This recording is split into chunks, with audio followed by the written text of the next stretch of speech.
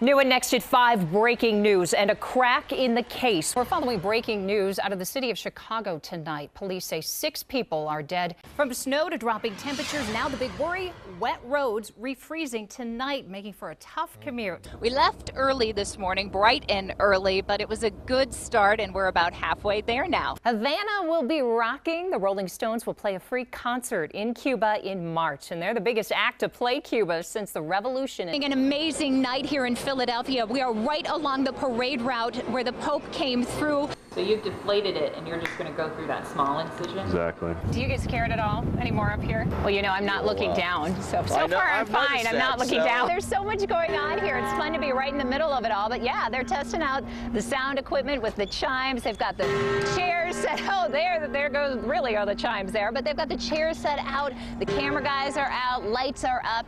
They're even doing security sweeps down here. There's a lot of action. 16, can you believe it? Yes, and in just a few minutes, John Kasich is expected to announce, and that will make him the 16th Republican to join this race. We have breaking news just into our NBC4 newsroom tonight. The former owner of Rita's Italian Ice in Powell, after 24 hours in a tree, the man in Seattle is finally back on the ground tonight. New and next at 5, he is the Republican frontrunner, and thousands today turned out to see Donald Trump. Oh, we're going to build the wall. Don't worry about it. Oh, we'll build the wall. Team coverage on Super Tuesday. And the wet weather continues to pour down over central Ohio. A wet commute tonight. We'll tell you how long it will last and when it will turn to snow. NBC4 at 5 starts right now. Now, NBC4 at 5. And get ready for the deep freeze. Temperatures are dropping tonight after a fresh layer of snow this morning. Good evening, everyone. I'm Ellie Merritt. The Zika virus now in Ohio. This is a fast-spreading virus, and the Ohio Department of Health has confirmed the first case of Zika in our state. This is in Cuyahoga County, where a woman who returned from Haiti was diagnosed with the virus. And Columbus Public Health says they have been preparing for the Zika virus. They issued new guidelines about the illness. We have team coverage for you tonight. NBC4's Ted Hart is live at Columbus Public Health with what we need to know. Ted? If you miss the symptoms or the countries to avoid traveling to if you are pregnant, we've made it easy for you to find this. You can go to our website, NBC4i.com. It's one of our top stories tonight. Good evening. An amazing night here in Philadelphia. We are right along the parade route where the Pope came through. This is on JFK Boulevard, and folks were lining up here waiting for hours today. An amazing energy, so much excitement here to see Pope Francis. Just listen to that crowd, the excitement, the energy, the celebration for Pope Francis. I can't even express it. It was like so amazing. I was shaking and I was just screaming and yelling and waiting for him to turn around. So I think I got some good shots on my phone. He just scooted on by. Twice, 2 times.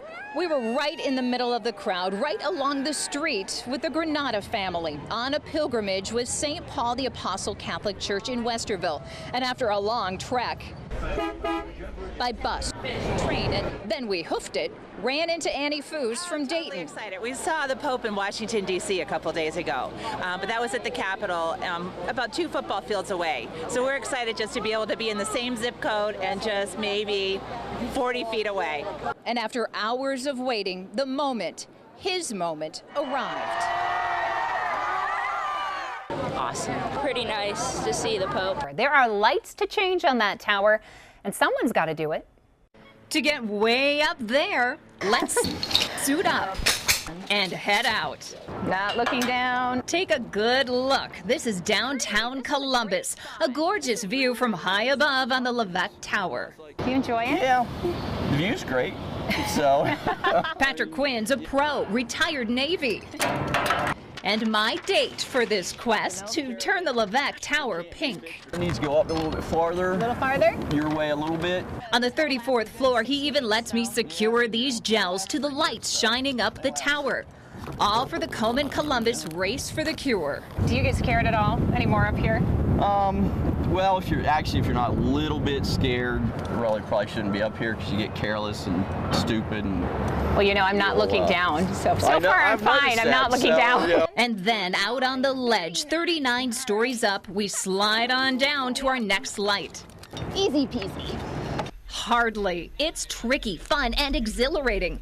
Patrick and his team will change 64 lights in one day, more than 500 feet above downtown Columbus. Last year, daytime Columbus host and breast cancer survivor Robin Haynes helped light the Levesque. This year, Robin is an honorary co-chair of the Komen Columbus Race for the Cure.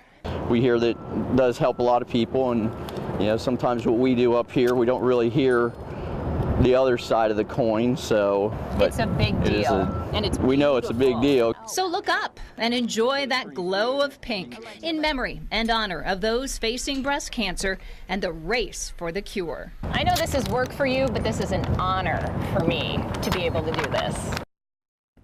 And it is to do that in memory of so many people who have fought breast cancer and those still fighting. The Komen Columbus Race for the Cure is coming up Saturday, May 16th. It is now the largest in the country.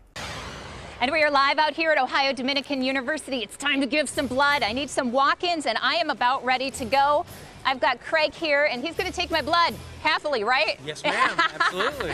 We'll see you live here in just a few minutes. Ellie, are you ready to give up the blood? I am ready. The whole point of this is just to show you how easy and painless this is. And we're not going to show the needles. Don't worry. We'll go right off. So I'm ready whenever you are. You ready? Yes. All right. All right. May the force be with you. All right. Squeeze a little bit. There you go. Done. When Ellie can Easy take one from the peasy. team. That's it. Squeeze again. Easy peasy. We'd love to see you down here. So we'll be here until 8 o'clock tonight, Ohio Dominican University at Alumni Hall. Come on out, and we'll probably see you in a few minutes here, Mike and Monica. On the second floor of Nationwide Children's Hospital, All right, dear. inside the neonatal intensive care unit, You're cute. rest the smallest and sickest of babies. The problem is just mushrooming because of the availability of these things. Neonatologist Dr. Jonathan Wisbey sees some of the worst cases of drug withdrawal. The kids who get the sickest are the ones who folks don't recognize that the mom was taking stuff and that the baby's potentially addicted, so they sort of slip through the cracks. And then they come back in the emergency room sick as dogs. In a tiny crib lies a baby boy, all alone.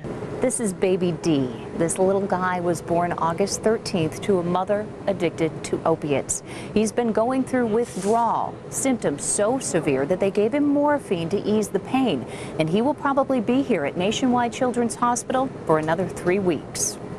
Baby D is one of many. About 10% of their NICU babies have some type of drug withdrawal. But I got into the opiates in my early 20s, and I've been on and off of them for about 10 years. In her third try at getting clean, Carly Evans agreed to sit down with us. She has lived a life of drugs, even when she was pregnant with her son, Ian. Were you ever thinking, I'm pregnant and I'm doing opiates? Yes, definitely.